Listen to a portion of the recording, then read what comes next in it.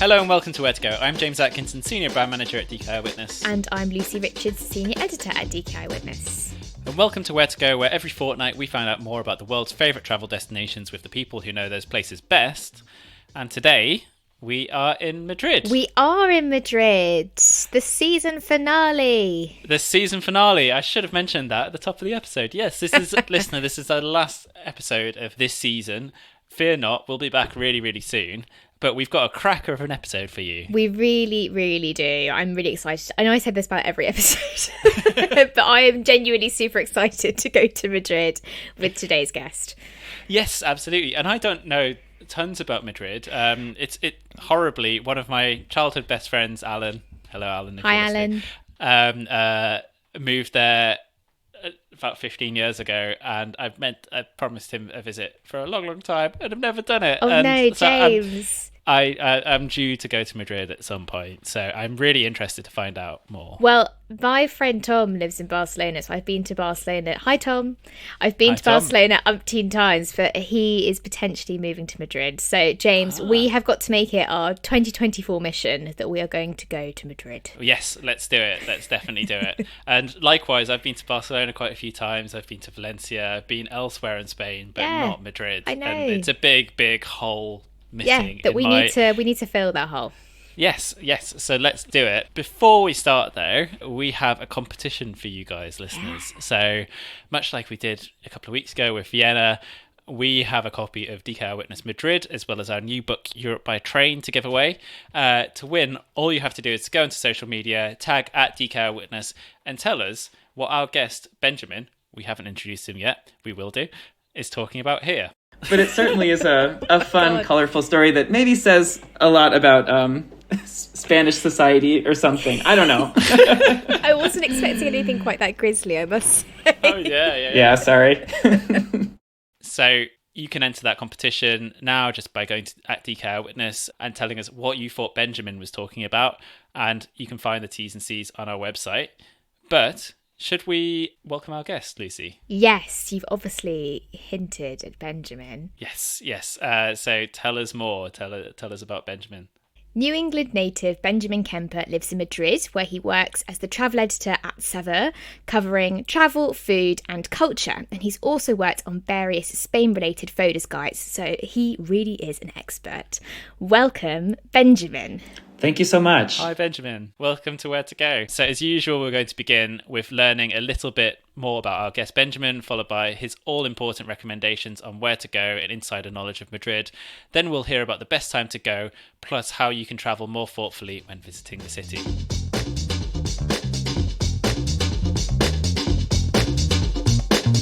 So Benjamin, you have your cooking column, One Pot Bangers.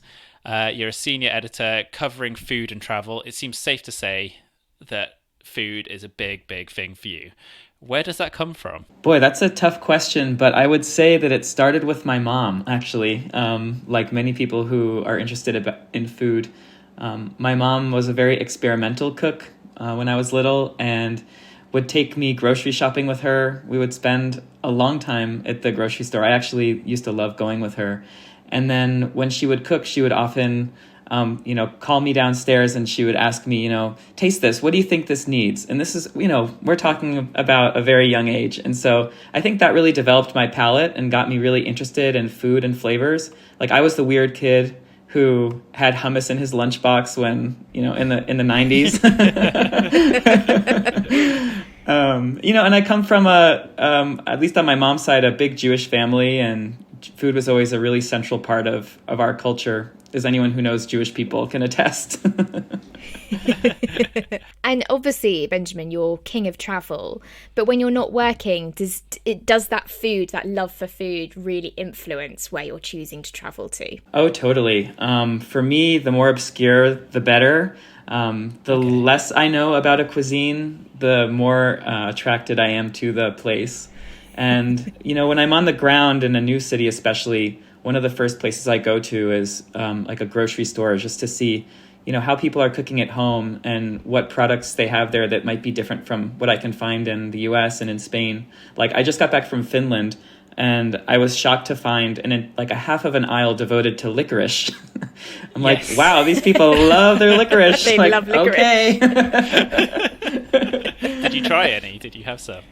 I did. I really liked it. There's a certain saline quality to licorice that's really nice. So how did you kind of come to live in Madrid? Was that entirely food related, or was it kind of a food cultural thing? Yeah, I was a real language geek in high school, and something about the sound of the language just really drew me in from a very young age. And then when I was 15, my town did an exchange in the summer with a Spanish school here in Madrid. And to have 50 to 100 15-year-old Spaniards coming from the capital of Spain to a small town in Connecticut, it was like quite the invasion. And they just fascinated me. They dressed differently, they acted differently. And I remember thinking, this is a really cool culture. And so the following summer, I actually came to Spain and I stayed with a family here. And I just had such an incredible time, living in a city, living in Europe. It was my first, trip to Europe. And, what they say is true about Americans. We come to Europe and we're like, oh, my God, the cobblestone streets, And there's just a certain, joie de vivre that you really feel in Madrid. And I felt it at that age and I continue to feel it now. And so when I finished that month, I just remember thinking at age 15, I gotta live here, and a lot of stuff happened in between. I went to college in Boston. I moved to New York and worked in hospitality, marketing, and PR for a while, and as a sommelier. But then, the Madrid itch was always there. And so there's a program here called Auxiliares de Conversación, which is a really long and garbled way of saying language assistant. And it's one of the only ways for Americans to actually get visas to come to Spain. And so I decided I was going to take a year sabbatical, come teach English, screw around, travel Europe. And 1 year turned into what's 9 in September. So it's been a minute. Wow. Yeah. So you've got the big 10th anniversary next year then. Yeah. Did you experience any culture shocks, Benjamin, when you moved? I sure did. The biggest one, I think, coming from a very kind of work-centric culture and family in the States is that in Spain, people view work differently overall. So there are two things that really astonished me from the start. One is that, you could be at a party meeting a bunch of new people and you'd leave and you'd realize that no one had asked you what you do for work. And in America, that would be unthinkable, right? That would be almost the first question that you ask. You're like, what's your name? Oh, cool. And what do you do? There's something that's almost considered to be a bit vulgar about that here. It's a bit too intimate. Like, we're out partying. Why would we want to talk about work? And so that was, that was one thing. And then, and related to that as well is that I've never in all of my years here had a Spanish friend cancel plans because they had to stay late at work.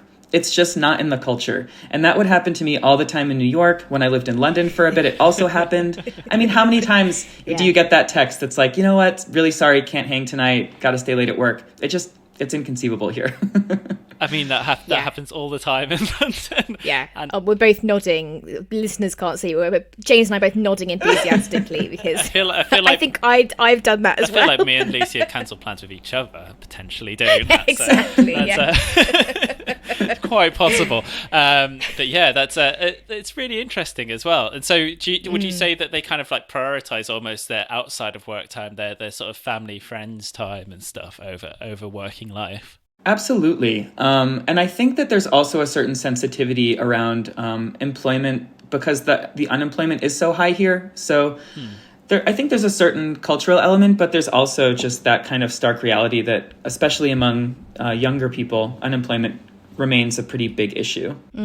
Were there any other kind of culture shocks when you kind of moved to Madrid? For sure. I mean, the meal times are totally wacky, out of control, bizarre.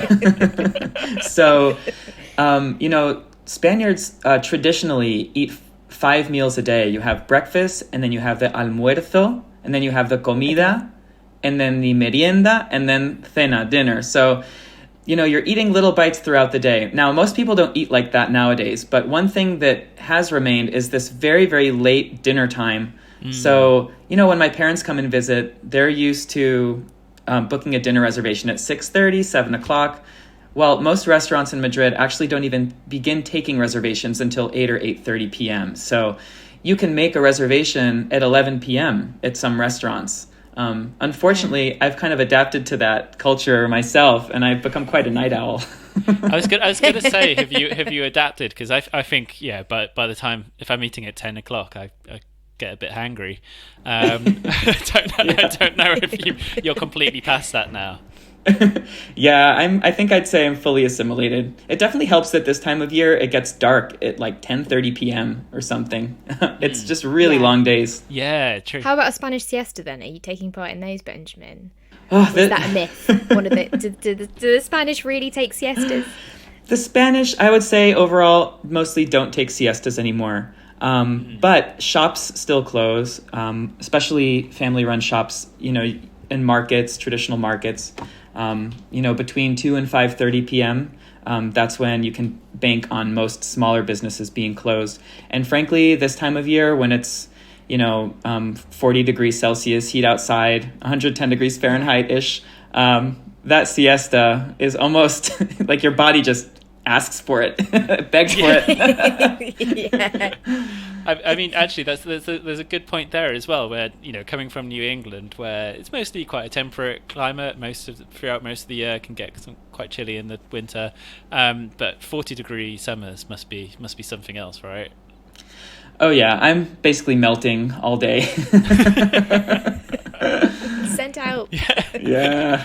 Yeah, I can see why you went to Finland now. But yeah. And sort of just before we get on with your kind of like best things to do and recommendations about Madrid, what do you love most about the city? What has kept you there for 9 years? Boy, I mean, I just love that anytime I walk outside my apartment, there's stuff going on in the street. I just got back from the Baltics. I was in Latvia, Lithuania, and Estonia, and it was just so quiet. Yeah. I went to the Baltic region on a solo trip, and I was just astonished by how quiet the streets were. Like, I would come out of the hotel, and I would be thinking, where are all the people? In Madrid, you come downstairs, and, there's somebody sharpening knives in the back of his van. There are a bunch of elderly ladies sipping coffee on the terrace below my apartment. And, that street life, that pulse it's invigorating. And I think anybody who's been to Madrid and who's been to Spain, they might not get it on a first trip, but they definitely feel that pulse. Yeah, there's definitely an energy to sort of Spanish cities. So I think that's a really good introduction to your best things to do. So let's kick off that section.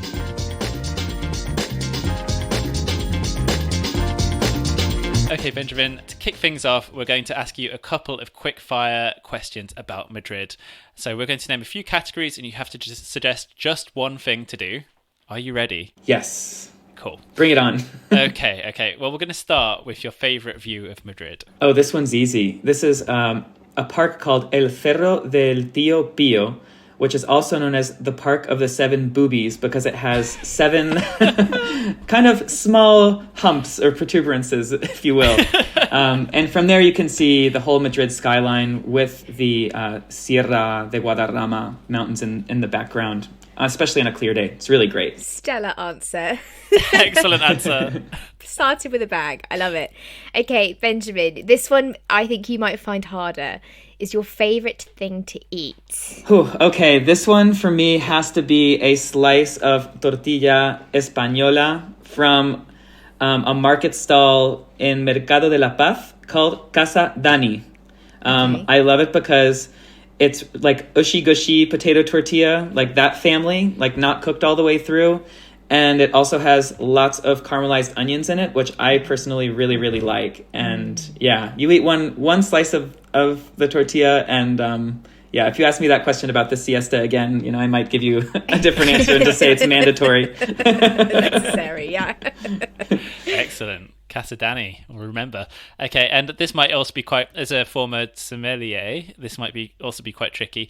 Your favorite thing to drink? Yeah, I kind of stopped my sommelier career because I think I'm just maybe a bit more of a down to earth kind of guy. So, my favorite thing to drink in Madrid is a vermouth, a red vermouth on any like patio, on any plaza. Preferably with ice and a slice of orange and an olive. Lovely. I also really like the fact that you added a setting to that answer. That makes the drink, doesn't it? Yes. Yeah. Gotta be outdoors. Totally. At like 1 p.m. 1 p.m. It's an aperitif, So before you go and you have your big lunch, have a vermouth. Vermouth with no th. Vermu. Got it. Cool. And then Benjamin, how about your favorite day activity? Lately I've really been enjoying going to Casa de Campo, which is kind of the underrated park in Madrid. It's 6 times the size of Central Park. It's absolutely enormous. And there are all sorts of trails in there. But what I really love is this lake that they have sort of at the beginning of the park. And there are all of these lakeside restaurants where you can sit out right on the lake, have a nice drink, have a nice meal. And yeah, I think, spending the day, taking a little hike, and then finishing up with a nice cold beer on the lake. I don't know if it gets much better than that. Agreed. I don't think it really does it? And then moving on to your favorite museum or gallery. This one for me, it has to be Museo Sorolla. So this is kind of an underrated museum. It's the mansion and home and studio of Joaquin Sorolla, who was a famous surrealist painter. The whole house is kind of kept the way that he left it and is just filled with all of art that he either painted himself or collected over his life. It's one of those museums where you can be in and out in an hour and feel like you really saw some cool stuff.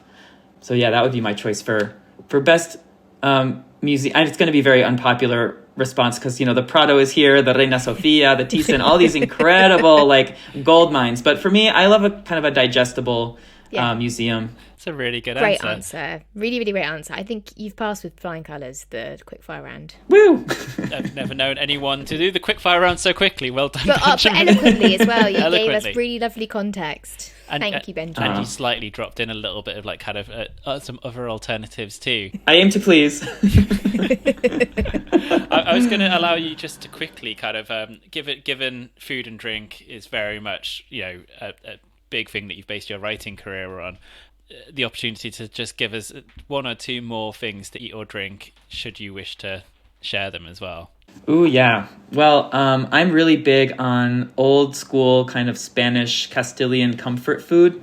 So I think that you really cannot leave Madrid without trying the classic winter dish, which is cocido madrileño, which is a stew that's sort of brimming with 10 different types of pork products. You have your chorizo, blood sausage, pork belly, usually a whole chicken goes in there as well. And it's just one of these like all out Madrid feasts that everybody should try.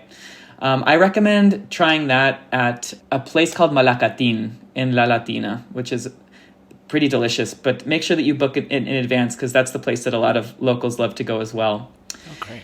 I also love, in the same vein, there's a dish from the north of Spain called fabada, which is, it's like a bean stew. It's sort of Spain's answer to cassoulet. And what makes it so special is that the beans are called faves de la granja, and they're like about the size of your thumb. They're really, really long and really, really creamy. And the soup it's just so simple and smoky and delicious. And you can try a great version at Casa Hortensia, it's called, with an H. God, I could go for days. Is that a kind of like a vegetarian soup then, or is it with sort of different meats and stuff as well, or can you get varieties of it? A vegetarian soup in Spain. Wow.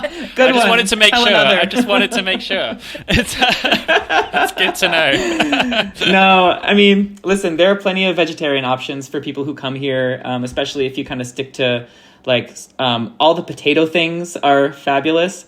But no, the stews are pretty hardcore and they always have some type of pork and usually a mixture of pork and beef and chicken kind of all mixed together. So this particular dish, fabada, is made with blood sausage and chorizo and pork belly. And all those are extra smoky because that region really loves its smoked meats. And then, I always encourage people to kind of branch out, get out of their comfort zones a little bit. Madrid is a city where you can try some really fabulous kind of offcuts.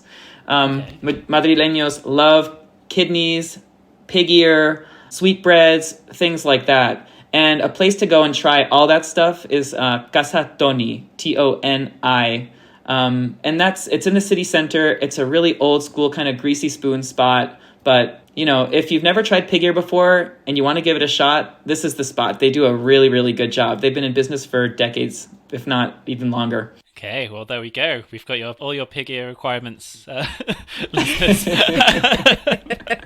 I think that's the first pig ear we've had in the pod, right? It is. I think it is. Yeah. It's nice to have some specific recommendations for listeners, Benjamin. Thank you. And actually, speaking of specifics, sort of zooming out of food, what are some highlights that listeners shouldn't miss in the city at large? Yeah, well, I would say that a lot of the most exciting things happening in food right now are happening in the markets. And when I say markets, I don't mean the place where you just go and buy, your fruit, your meat, your poultry and go home. But rather markets that are these kind of hybrid establishments now where you can go and buy your fruit, but you can also have, a 3-course meal at a really funky restaurant. Part of the reason why a lot of the culinary vanguard is happening in the markets is because the overhead to open a stall in a market is much lower than it is to open a brick and mortar restaurant. And so what you have is, younger people who would otherwise maybe be priced out of the restaurant market find an opportunity to plant some roots and to experiment. And the whole thing is just really fun. You go and oftentimes you're standing around, you're taking food from one stall and then from another stall, and you're kind of going to a central area with your friends, and you have kind of this feast where everybody's just standing around and talking and all that. And so specifically, I would recommend hitting up Mercado de San Fernando in the Lavapiés neighborhood.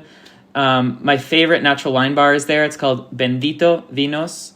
I actually used to work there for a time. It's a fun little spot, and the owner there is friends with a lot of the Spanish winemakers. So you get really limited release bottles. Sometimes the bottles don't even have labels on them. He's like, this is from a friend who brought it in yesterday, and for natural wine lovers, doesn't really get much better than that. And then there's a market called Mercado de Vallehermoso, which I would say is sort of the culinary North Star of Madrid right now. Just there's so much interesting stuff happening there. There's a restaurant called Batch that does sort of small plates. They're very seasonal, all complemented by small production, mostly natural wines. They also sell fermented products and jars of stuff that you look at and you're like, what's that? And I need it right now. And then there's also a restaurant in there called El Dos, the number 2. And that spot's been getting really great reviews. It's high on my list, and I'd recommend that people check it out as well. I am super hungry. I think it's sort of this food chat. I really hope listeners can't hear my stomach rumbling. Yeah, so another thing that a lot of people don't know about Madrid that I learned when I got here is that Madrid has a pretty diverse immigrant community. And especially there are pretty large Chinese and West African immigrant populations here, which translates into surprisingly excellent Chinese food and especially Senegalese food. And so there's a Chinatown in Madrid that most people don't even know exists, and it's on the other side of the river. It's called Usera. And it's unlike any Chinatown that I've been to in the U.S., where it feels a little bit Disneyfied in some ways. This is really a place where Chinese people are living. They're going to their own restaurants. They are, living in a very tight-knit community. And so to see that and to have it not be any type of tourist attraction at all is something that I would recommend to any food lover who enjoys getting off the beaten path. Cool. And are there any specific recommendations of where you've loved to go in Chinatown? I was thinking about this before the call, and the places that I love to go to most actually have they're like on Google Maps, they're just Chinese characters. I don't even know what they're called. I couldn't tell you. But what I can say is that if you just walk around in that area, if you get off the metro at the Useras stop and just walk around that area, you're going to find some really banging Chinese food. Excellent. Excellent. Any further Madrid highlights? Yeah, there's one more, for, I don't know if your listeners, I imagine they do, if they enjoy, traditional ceramics, housewares, artisanally made Spanish products. But one thing that I've really loved seeing in recent years is sort of a return to, Spain's artistic history. There, in restaurants right now, I'm noticing that a lot of people are serving their dishes on, plates that are 100 years old, or things that you would see at your grandma's house that maybe even 5-10 years ago would have been considered like too old hat or tacky. But the square plate, which, you know what I mean by when I say like the square plate, like when you go to a restaurant, they give you a dish on a plate and it's square, and it usually has a tuft of microgreens on top and some sauce like squirted around the sides. Yep.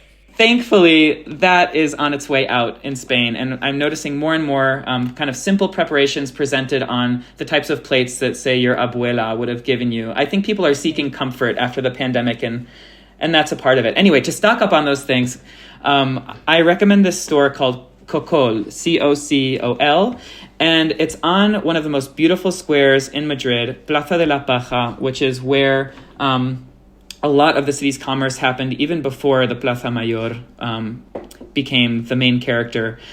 And at that store, you can find all sorts of stuff. They have linens, they have beautifully made ceramics, antique wicker baskets. Anyway, I can't go in there and not drop like $100. So if you are on a budget, actually maybe don't go. It's quite dangerous. It's yeah. If you want your budget to be gone immediately, there you go. But no square plates in sight then, Benjamin, I'm guessing. No, not in there. Okay, so, and you may have covered this already, Benjamin. I think there's quite a lot that we've already gone through in terms of like best kept secrets. But are there any other best kept secrets around Madrid that you'd be willing to share with us? Definitely. A couple more come to mind. The classic spot to go and get churros, which, as your listeners probably know, are those long donuts, basically. Most people in Madrid go straight to San Ginés, which is sort of like, if you've been to New Orleans, the like Café du Monde. It's just super famous. It's a traditional, kind of iconic spot. But to me, the churros at San Ginés are good, but they're not great. And what's really not great there is the melted chocolate. It's just not great quality. So I always recommend that people go to San Ginés for the vibes. And then if they really love churros, you should go to a place called Chocolat, which is like chocolate, but in French. And it's a pretty small churreria, and they make all the churros to order. So they're always really hot, really crackly. I recommend getting a mixture of churros and porras, which are porras are like churros, but they're thicker, they're chewier, they have baking soda in them. So they're kind of have a wider kind of chewier crumb to them. And at this place, the chocolate's actually pretty decent. So, yeah, go to Chocolat, have some churros, have some porras, and yeah, live it up. That's a good tip. We need to stop doing these episodes near lunchtime, Lucy. This is really horrible. I'm honestly really struggling. I'm so hungry. Apologies. That's great. That's great, Benjamin. And yeah, I would absolutely love a churro right now. Yeah. Any other best kept secrets as well that you can let some listeners in on? For sure. There's another. So Madrid is a taberna town. Rome has its trattorias. London has its pubs, and Madrid has its taverns, its tabernas. And when you say taberna, we're talking about a place where you go and you usually stand at the bar. You have a stemless glass of whatever the house wine is, whatever tapa the barman gives you. And these places are kind of endangered, and they're few and far between. But there are a few that still exist today, and surprisingly, the oldest tavern in Madrid, which was opened in 1787, is still in existence. And I think the last time it was renovated was like 150 years ago or something. And so you really get a sense of how restaurants and taverns used to be in Madrid, before international immigration, definitely before the Civil War. And so this particular tavern, it's called Antonio Sanchez, and it has a little bit of fun trivia to it. They say that, anyway, in the basement of this tavern, there are all these wine containers, these kind of big clay jugs where they used to store wine. Wine up until fairly recently, maybe 40 years ago, would actually arrive to taverns and restaurants around Madrid in bulk, often in goat skins and sheep skins. And these would be emptied into these underground, these basements where you'd have these urns where, you'd fill them with wine, and then you would take that wine up to the bar, and that's how people would get their wine. Anyway, in this tavern, you have all these kind of cobwebbed clay vats in the basement. And one of them is called La del Francés, which means the Frenchman's clay vat. And the reason for that, we're getting into some obscure Madrid food history here. I love it. This is great. So they say that during the Peninsular War, which was the beginning of the 19th century, in Madrid, you had, the French were invading, and, Napoleon's troops were invading. And they say that some gangs in the neighborhood actually got hold of one of these Frenchmen and decided that they were going to kill him. And so they brought him into this tavern. And so that the French armies wouldn't find his body, they hacked him up and put him in this Frenchman's wine vat in the basement. And people, they say, would go, and to sort of celebrate their victory over the French and to curse the French, they would go and have the wine from this vat. So I don't think that that's true. I couldn't really find any proof of it, but it certainly is a fun, colorful story that maybe says a lot about Spanish society or something. I don't know. I wasn't expecting anything quite that grisly, I must say. Oh, yeah. Yeah, sorry. So just to double check, they're not using that to serve wine now or anything, right? Oh, no, that is still in existence. They're not filling it with wine anymore. Okay. But you can go, actually, if you ask them, they'll usually take you downstairs, and you can go and see it. That's cool. Yeah. That is cool. That is cool. I would want to grisly, see it, to be fair. Yeah, it's grisly, but I would want to see it. Amazing. And I mean, on the Taverna point of as well, like, what is it that's kind of like being threatening them? You say that they're kind of like dying out. Is it kind of restaurant culture? Is it internationalism, like Madrid being a kind of big capital city? Why are they not as kind of frequent in Madrid as they historically would have been? A couple reasons. One is that I think people don't drink like they used to. These were places that you would go on your lunch break, and you'd have right after work, and you'd have 1 or 2 or 3 glasses of wine. You'd have some tapas. And I think that the way people are, relating to alcohol has changed a little bit. Also, of course, you have, lots of franchises and bigger chain restaurants that are pushing these smaller taverns out. But it's heartening because when you go to these places, you often see very young people. So I would say that the new generation of Madrileños and tourists as well are helping this, keeping these older places alive. I would say that sometimes the quality isn't quite as good as what you're going to get at a more modern Spanish restaurant. For instance, at the place I just mentioned, like Antonio Sanchez, I actually would not recommend eating there. I would recommend going there, ordering a beer or a glass of wine, sitting under the taxidermy bullheads, looking around, oohing and eyeing, and then going on your merry way to eat somewhere else. But I think there's a way that you can still go into these places, appreciate them for what they are, without having to maybe commit to the full taberna experience if that's not what you're looking for.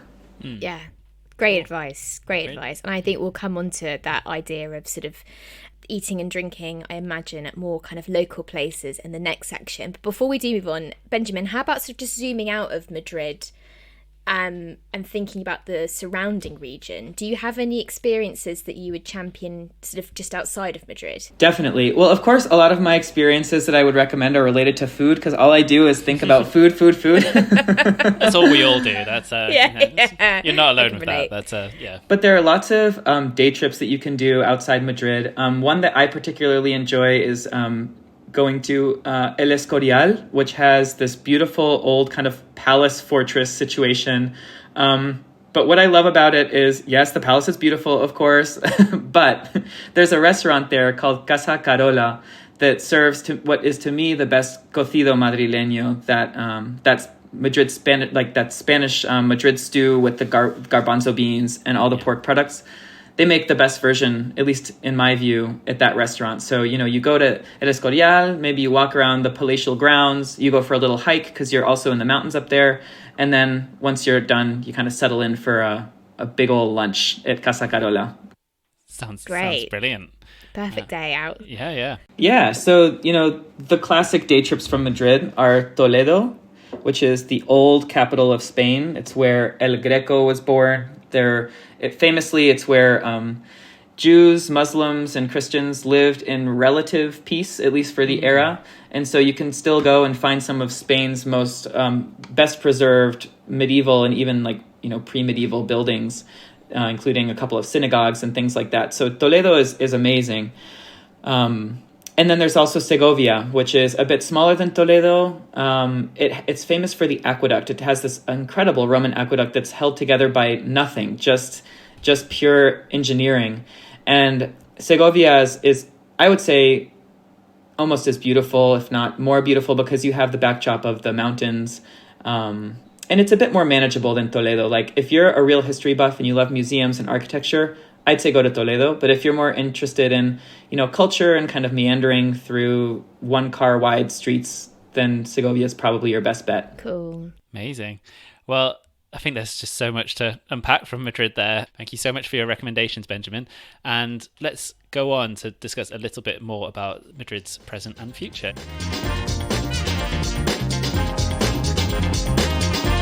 With world-class museums, a rich literary heritage and legendary nightlife, Madrid is the cultural epicentre of Spain and an embodiment of the best the country has to offer. Whatever your dream trip entails, your DK Eyewitness Madrid travel guide is the perfect companion.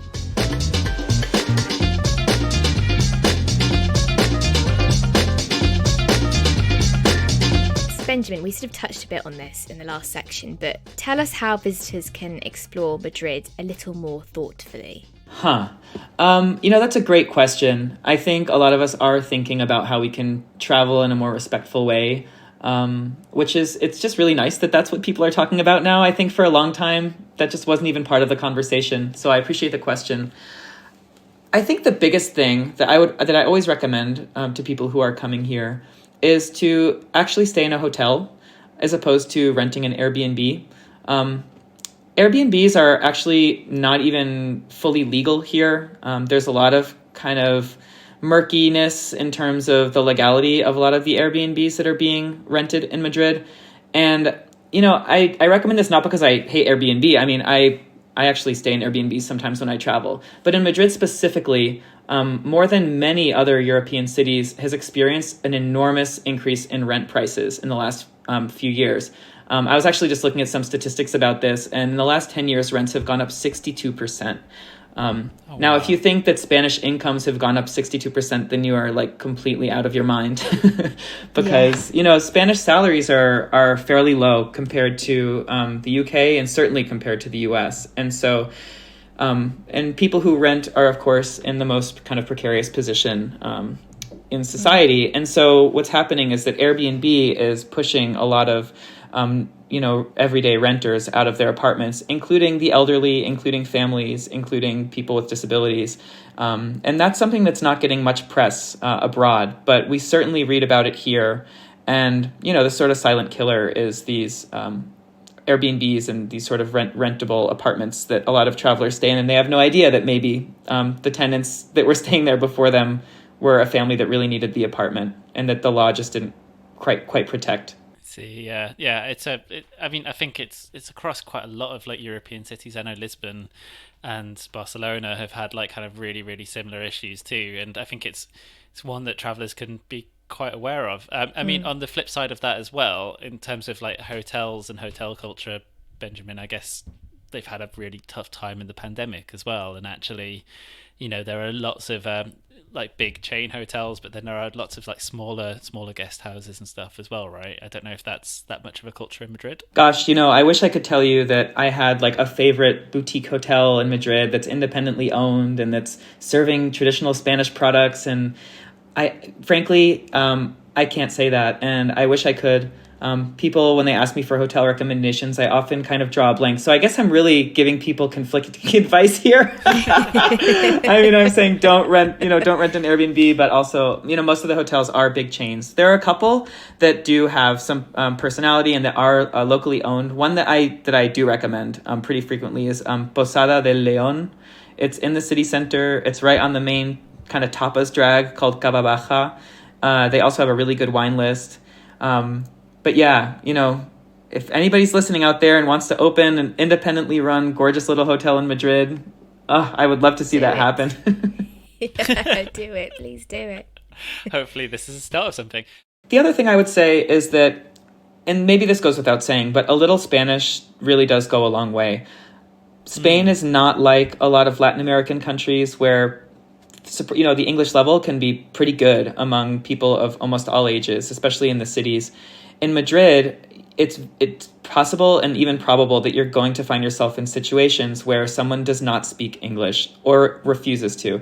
The older generation, especially, English was not a huge focus of education until the last few decades. And so if you go into a traditional market or a traditional tapas bar, the person taking your order might not speak a damn word of English. And so it just pays to, at least to try. People like to see that you're trying. And then maybe they'll try, then you always figure it out, right? But just always starting with an hola, a buenos dias when you walk into a store, it just goes a really long way instead of walking in and kind of saying hello right off the bat.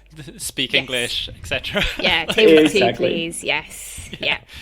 Yeah. Okay. Got it. Great. And so thinking a little bit more in the sort of present and, what's left of 2023, if anyone's looking to visit Madrid around the corner, are there any particular events coming up to mark which, visitors should particularly look out for? In mid-August, there's a really fun street party called Fiestas de la Paloma, which celebrates the patron saint of the La Latina neighborhood. So one thing that's really fun about Madrid is that every neighborhood has its own kind of street party.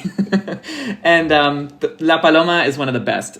And it's great because it happens in mid-August, which is a time when there really aren't many tourists coming to Spain because it's so damn hot here. And also a lot of Madrileños, especially ones who don't live in the city, they've skipped town because they're on the beach. And so what you get at La Paloma is a festival that really does feel kind of local. And, we're talking about people grilling Spanish sausages out in the street and cooking up churros also in the street. And, people with boom boxes and kind of impromptu dance parties and just big plastic cups filled with all sorts of strange alcoholic concoctions. It's a really good time. Of course, there are concerts and all sorts of organized things too. But yeah, La Paloma is really great. Also, one street party that we unfortunately just missed, but people should definitely keep in mind for next year, is the Fiestas de San Isidro, which happen in May. And it's sort of a similar vibe to La Paloma, but it's a little bit more manageable temperature-wise because it's in May. And that festival in particular has all sorts of incredible live concerts at all the parks around the city. It's really a raucous, fun time. And frankly, for people who want to enjoy something like a carnival, like Carnaval or San Fermin in Pamplona, but maybe are a little put off by the bullfighting, like I am, San Isidro and these types of parties are just, it's just pure fun. Great. Okay, we'll book in for next year. Definitely. Actually, Benjamin, a question I have is how about sort of like seasonally? What would you suggest is the best time to visit Madrid? What time of year? Wow. I think Madrid is a really great shoulder season town. I always recommend people come in between April and the end of May. And then, September, October are just perfect. Because Madrid really does have an extreme temperature that's just getting worse and worse every year because of the climate crisis. You just don't want to be in the street in July and in August. And especially doing, heavy tourism. If it's your first time in Spain and you come in July or August, you really want, that's probably not the best plan because you want to make the most of your time. So I would recommend those kind of shoulder season months. November, December, January. The winter here is chilly. It's not super cold, but it can be rainy. And, one thing that I've noticed without fail is I'm I'm a Scorpio. My birthday's November 9th. And every single year it's raining on my birthday. So it's not a very scientific study, but I would say that don't come in November and expect to be dry. That's fair enough. I know there's a big heat wave going on right now, Benjamin. Yeah. So thanks for joining us today. I'm sure it's very, very warm right now. But yeah, it's been wonderful to get to know Madrid with you, Benjamin. You've painted such a wonderful picture of it. I'm sure you've inspired lots of listeners to go. So thank you so much. Thank you for joining us. Thank you. It's been such a pleasure. I really appreciate it.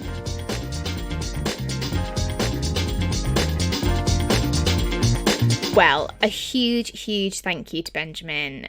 James, the minute we finish this recording, I think we're both going to go make a large snack. Yes. Yeah. I'm trying to think, where can I get Spanish food from that's local to here? There's nowhere.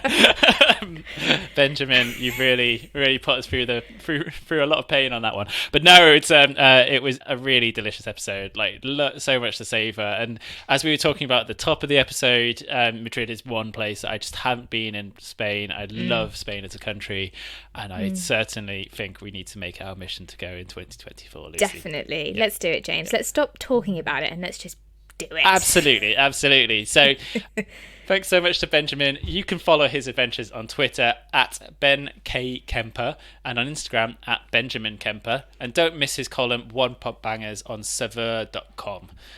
And I think, Lucy, we can call it a wrap on season 5. That's a wrap. That's a wrap, James. Yeah. So don't worry, listener. We have plans to be back very, very soon. But just to say from all of us, thank you for listening this season. We've had so many great adventures, and from New Zealand to Norway to I'm trying to remember Vienna. Where did we start, Lucy? Where was the first episode? Sicily, yeah. Wow. With Ross all those months ago. So I know. Yeah, we've traveled vicariously through our guests and alongside you guys. So a big thank you to all of our guests, all of our listeners, and all of the team at DK Witness as well. It's been a really fun one to make. So we will be back with more incredible guests and destinations later in the year. Stay tuned. But for now, it's goodbye from me. And goodbye from me. And we shall see you very soon. Where to Go is a podcast from DK Witness. It was produced by Julia Baker, presented by Lucy Richards and James Atkinson with the help of Bella Talbot. For more information about DK Witness, follow us on social media at DK Witness or visit dk.com/eyewitness. And please like and follow the show. And if you have time, leave a review. Your support means so much to us.